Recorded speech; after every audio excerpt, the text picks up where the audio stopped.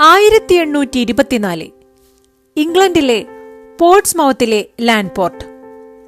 John ഡിക്കൻസിന്റെയും എലിസബത്തിന്റെയും 8 മക്കളിൽ രണ്ടാമനായിരുന്നു Charles. ഇംഗ്ലണ്ടിലെ navy ഓഫീസിലെ ക്ലർക്കായിരുന്നു ജോൺ.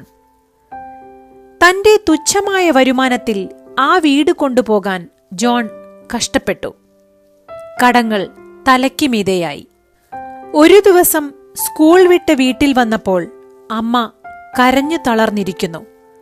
അച്ഛനെ കാണാനുമില്ല. പതിയെ കുട്ടികൾക്ക് കാര്യങ്ങൾ മനസ്സിലായി.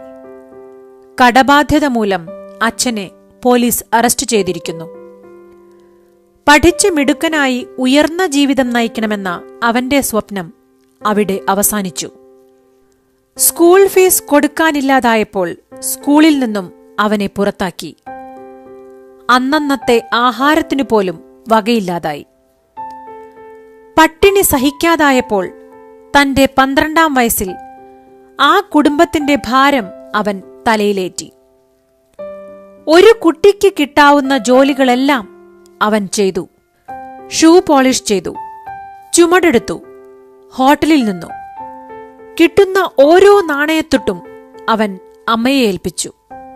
പഠിക്കാനുള്ള മോഹം അവൻ മനസ്സിൽ കെടാതെ സൂക്ഷിച്ചു.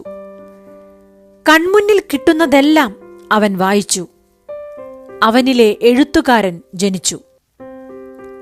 കാലം തനിക്ക് നൽകിയ ദാരിദ്ര്യവും പട്ടിണിയും അപമാനവും അയാൾ കടലാസിലേക്ക് പകർത്തി. ആ അനുഭവങ്ങളും ദുരിതവുമെല്ലാം പിൽക്കാലത്ത് കഥകളായും നോവലുകളായും വായിച്ച് ലോകം അത്ഭുതം കൊണ്ടു. ഇത് ചാൾസ് ഡിക്കൻസ്. സാഹിത്യത്തിൽ ഷേക്സ്പിയറിന് ശേഷം ഏറ്റവും കൂടുതൽ ആളുകൾ വായിക്കുകയും ആരാധിക്കുകയും ചെയ്ത എഴുത്തുകാരൻ. ഓരോരുത്തരിലും ഒരു തീ കെടാതെ അവശേഷിക്കുന്നുണ്ടാകും. എത്ര പ്രതിസന്ധികൾ വന്നാലും അവയെ അണയ്ക്കാനാകില്ല. നമ്മിലെ ആ തീയെ കണ്ടെത്തുക, അണയ്ക്കാതെ ആളിക്കത്തിക്കുക. ശുഭദിനം.